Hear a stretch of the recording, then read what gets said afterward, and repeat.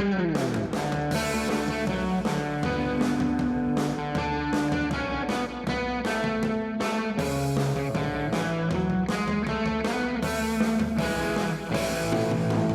and welcome to the How to Live in Denmark podcast. I'm Cassandra Mellish. I help out at a flea market sometimes near Copenhagen, a flea market that's held a few times a year to benefit my daughter's marching band. We sell things that people have sent for recycling, but we have one persistent problem: too many shot glasses. Each week brings dozens of beautiful crystal shot glasses, prized for a lifetime by someone from the older generation, perhaps now the dead generation. These people used to use their shot glasses to drink clear snaps before fancy Easter lunches, or drink a dark, bitter alcohol called gammeldansk before breakfast. People in Denmark don't do that much anymore. They go jogging before breakfast and drink wine for holiday lunches, if they drink alcohol at lunch at all. And most people already have a set of Grandpa's old shot glasses gathering dust somewhere at the back of a cabinet. They don't need any more shot glasses.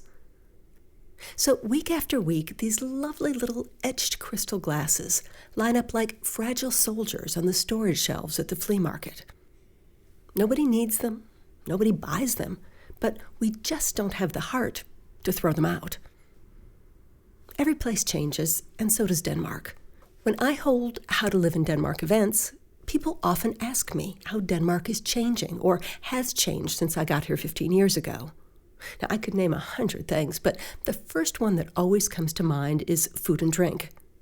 Shot glasses are out. Snaps and gammeldansk are out. Fine wine is in, although it's almost always bought on sale at the supermarket. The small food stores that used to be on every corner in Denmark, the pålæg or sausage shop, they're out. The fish shop, the mejeri or the dairy shop, that's out. There also used to be an odd type of Danish store called a colonial, which sold canned goods and dry goods, basically stuff from the old Danish colonies in Africa and India and the Caribbean. That's out too. Supermarkets are in. Now, in some ways, this is a good thing.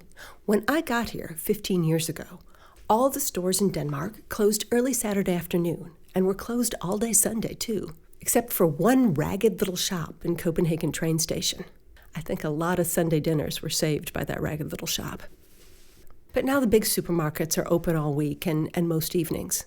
And so is the new breed of food specialty shops, mostly bakery chains. Now, I have to admit that these trendy new bakeries are pretty good. Actually, they're a lot better than the dusty little independent bakeries that used to be open on every street corner, serving flat croissants and stale pastries. My favorite bakery chain is called Laukehus. When I first arrived here, Laukehus was a single bakery in the Christianshavn neighborhood of Copenhagen. People would come from far and wide to buy bread and pastry there. On Sundays, it was so crowded that you had to take a number and stand in line for an hour to get a loaf of bread or some pastry. I mean, it's excellent pastry, but come on, an hour?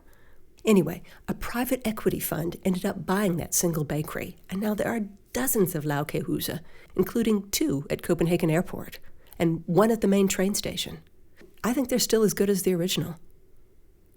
I wish someone would make a chain for traditional Danish håndmad, or hand food, the little open-faced sandwiches also known as smørrebrød. This is the traditional lunch of the Danish working class. Hand food is still sold at a few little shops that open at 7 in the morning when painters and plumbers and other people who work with their hands are on their way to work. These little smørrebrød shops are usually run by large, cheerful ladies who do all the cooking and slicing themselves. They have only a limited number of sandwiches per day. So when they're gone, and they don't make any more. In fact, the shops usually close at 1 or 2 in the afternoon. And the ones near me will only take cash. I mean, I love smørrebrød, and I would eat a lot more smørrebrød if these shops didn't make it so bloody difficult. I see fewer smørrebrød shops than I used to, and a lot fewer bodegas. A bodega in Denmark is a type of bar, a bit like British pubs, only darker and smokier, and usually populated by the old and the poor and the disabled. Maybe a few random hipsters or some working-class guys or gals having a beer after work. Bodegas tend to serve flat beer in scratched glasses, or wine that tastes like the bottle has been open for a couple of days. Yet I like bodegas because they're a place for people who might otherwise be lonely to hang out and enjoy some togetherness. If poor and displaced Danes didn't have a bodega to hang out in, I'm sure the Danish state would end up creating some day center for them to hang out, which would basically be the same except for the alcohol. That said, I don't see any private equity funds creating a chain of bodegas anytime soon. There are other changes, too, since I arrived in Denmark. You can really see the impact of digitalization. There are very few paper newspapers in Denmark these days, very few letters, and hardly any post boxes, and not much paper money. In general, you can also see that Denmark has become more prosperous. It was common 15 years ago to see apartments that had toilets in the hallways, and a few houses that still relied on wood or coal stoves. But you don't see that much anymore. And, of course, Denmark has become a more multicultural society over the past 15 years.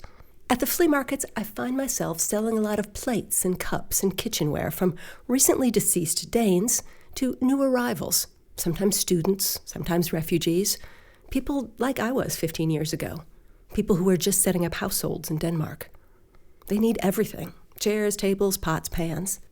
The only thing they don't seem to need is shot glasses.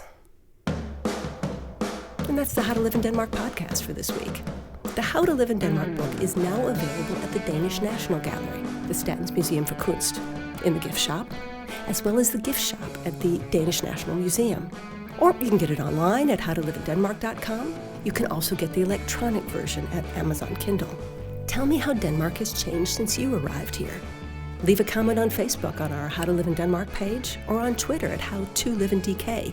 The 2 is a number. See you next time.